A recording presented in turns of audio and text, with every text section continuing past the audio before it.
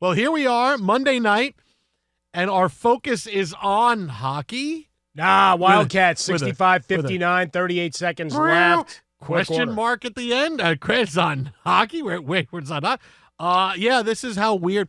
This is how bad an NBA All-Star weekend was. Well, shouldn't we just complain for the next 4 hours? What an awful weekend they had. That's all we should do, I think. It was just terrible. It was... Stomp up and down and tell everybody how terrible they were. And if you were one of the 14 million people that watched it, you're a horrible person who uses their time terribly. Isn't that what we're supposed to do today? The players didn't like the All-Star game. The fans didn't like the All-Star game. The fans want a new All-Star game. Everybody wants to criticize the NBA. They don't know what they're doing. Why did they make these changes? I don't like the short games. I don't like how much time there is between games. I don't like the fact that a rookie team can play on a Sunday night. On a Sunday, Draymond Green. On a Sunday. I don't like any of it. Nobody had a worse weekend than the NBA. No, I mean, really, it was like, okay, we're waiting. We knew the game was going to stink. We knew what was going on wasn't going to be great. And then here we are, it happens, and now it's, okay, let's just unload on the NBA when the All-Star game was exactly what we thought it was going to be. You know, and that's the thing, is that the NBA All-Star game not being good is not the decline and fall of Western civilization. How dare you? It's isn't. Everything. It's the T-shirt. It's an All-Star T-shirt game. is everything. There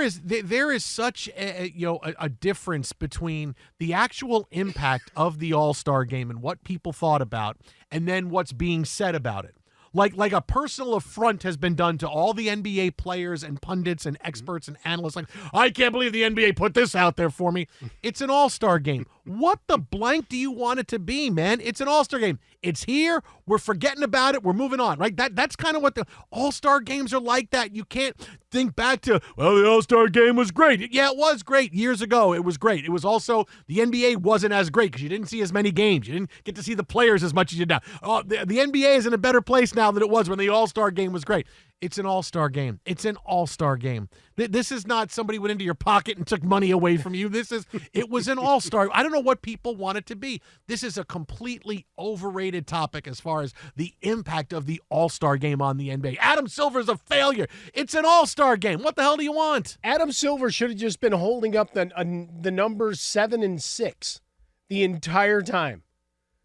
I don't care about any of this. The TV ratings don't matter. We already got the bag. $76 billion. You want to complain about this? The sanctity of All-Star Sunday? The Draymond Green comments?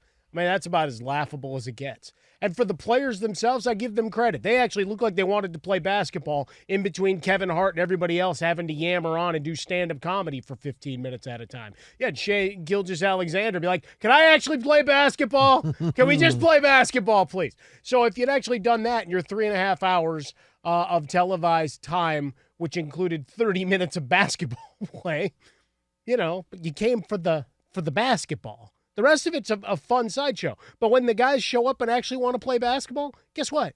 Just roll the ball out and let them play basketball and let them do what they do in the offseason and everything else. So, yeah, it was fine. They had other highlights. Mac McClung comes out of nowhere and answers the bat signal and gives you the big dunk contest. I still think Stephon Castle should have won because, you know what, no props. But that's fine. That's a whole other debate for another time. But the sanctity of your product, no, worry about getting guys staying healthy and finishing out the 25 games that are left. Maybe re-examine when you actually have your All-Star game now that most of your teams have some opportunity to sniff the back end of the playoffs. So there's meaningful basketball had for all but maybe 3 teams in each conference. Figure those things out. Figuring out how to kiss the asses of sponsors and then get a game on, that doesn't matter. As long as they glad-handed the right guys and took pictures, everybody's happy. Everybody goes home. All the sponsors and the $76 billion will be spent. Yeah, you can't ask the game to be something it's not. But what do you want? I don't know, but I don't want this. Okay. Now the players are mad and all kinds of stuff. I don't want give me a solution. Not this. I don't know. That's like my kid when she was little. Oh, yeah, she yeah, would yeah, go, yeah, yeah. You'd hand her, you'd put the meal in front of her and she'd go, that's not my favorite. I'm like, no, I don't care. What do you want? I don't want this. It's not my favorite. Tell me something you want. No, but I want something else. No, not this. No. But that's kind of what it's been. And I get it. Because the backdrop of it is the NBA All-Star Game had to watch where, okay, The NHL, which also has been we're going to throw stuff up against the wall and see what sticks, right? They have found something. Amazingly, they found, wait a minute, this whole Four Nations thing is a huge hit. Oh, wow. And now they've hit on something that is the best idea they've had in probably 20 years. To go back, the best thing the NHL did was, they came back from the lockouts. That's a pretty good 4-on-4 overtime, 3-on-3 overtime, and eliminating the red line. And now this. This is the best thing the NHL has done. But this is something that cuts through because now this four-nation tournament is a big deal. Yes, you saw the excitement, what happened over the weekend with the United States and Canada and beating Canada 3-1 and booing our national anthem and 3 fights in the first 9 seconds. And Canada, like Apollo Creed after winning tonight over Finland, go, we want you. And now Thursday night is a titanic game with the United States and Canada for this. The hockey's figured out, this is what the all-star situation should be. And they're stupid if they don't go to this every year. Because the one thing about hockey, and this is a good and bad, is that when it's United States hockey, when it's an Olympic or World Cup setting, everybody's all in. All of a sudden, it cuts through the clutter and becomes the biggest sports story out there. Because of Miracle on Ice, we all still remember, even if we're not old enough to remember watching it, the impact of Miracle on Ice, which is still purely the biggest sports story of my lifetime. This is 45 years later.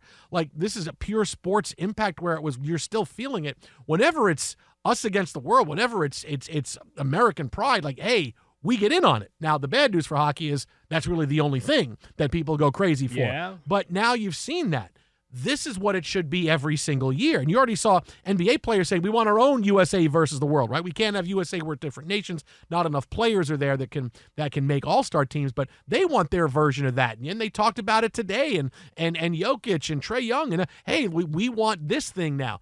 Because the NHL, they figured it out. This should be every single year. There should be no all-star game in the NHL. You could still name people all-stars. Hey, congratulations, you're named an all-star, meaning you get the designation of being an all-star. And then you have the rosters for the four-nation tournament, which, hey, next year, expand it, right? Obviously, Russia's not playing this year because of the sanctions, because of the war in Ukraine, but you have enough to get other teams. Hey, Germany will get a team in probably next year. They didn't have enough to get in this year, but you expand this thing and make it a 2-week. You're shutting down the NHL for 2 weeks. You can play a big round robin with 6-7 teams in.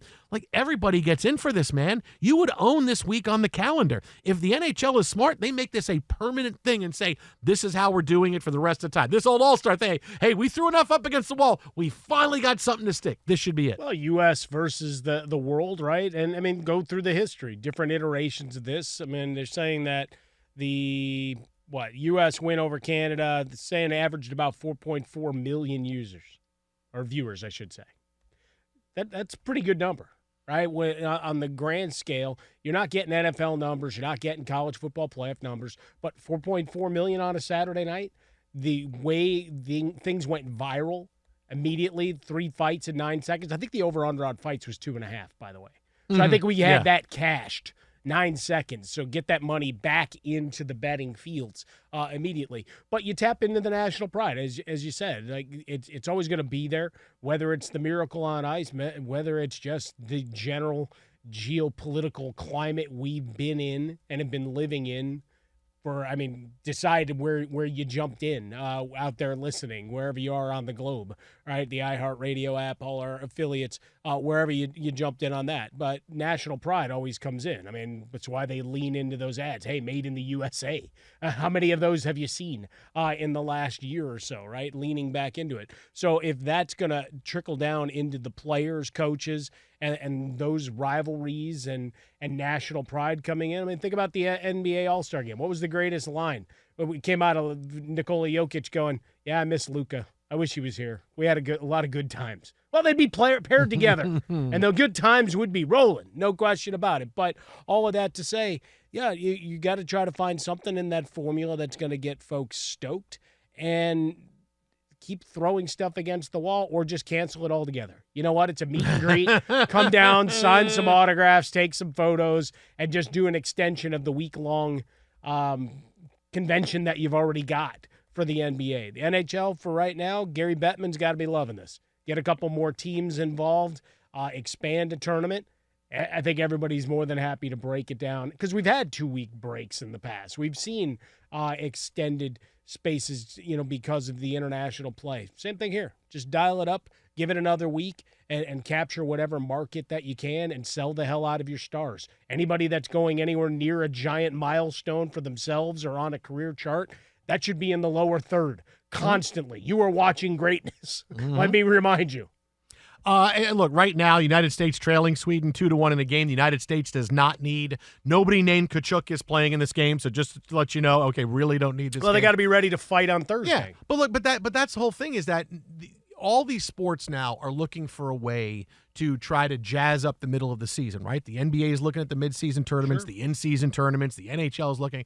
The NHL's found it. Like, they found their mid-season tournament. This is a very big deal. Whatever you want to call this, the 4 nations, 6 nations, whatever it is, you come up with a real swell name for it. It becomes something that every year everybody's going to want to play for, and everybody's going to stop and watch. It's a great place on the calendar. It's right after the Super Bowl. Before we get into the Combine a little bit, you have NBA All-Star Weekend. You're not really competing with anything. You have a nice 2-week tournament that ends with a championship and some kind of medal.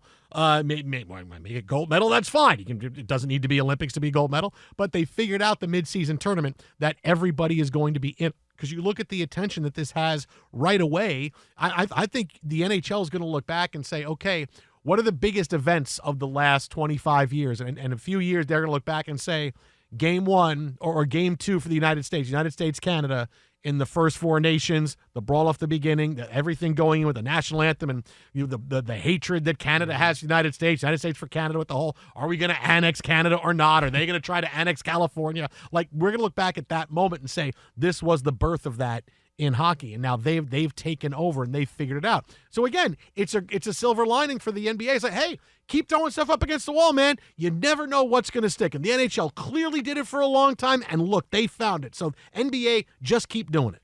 Well, for the NBA, they also found the win. You buried it, and it buried the lead there. The end of tournament and playoff play-in, right? Getting to 10 teams. Whatever we're calling that at this point. It's sponsored by somebody at this point, isn't it? But the fact that you've got teams outside of the Mavericks a couple years ago, that everybody takes it seriously if they can actually get to that 10 slot, because then you have a puncher's chance to maybe make some noise, right? You get guys healthy, get the right matchup, and you roll. We've seen it. We watched what the Lakers were able to do out of those spots. We've seen the Warriors make runs. So you've already hit on that. You're not going to bat 1,000.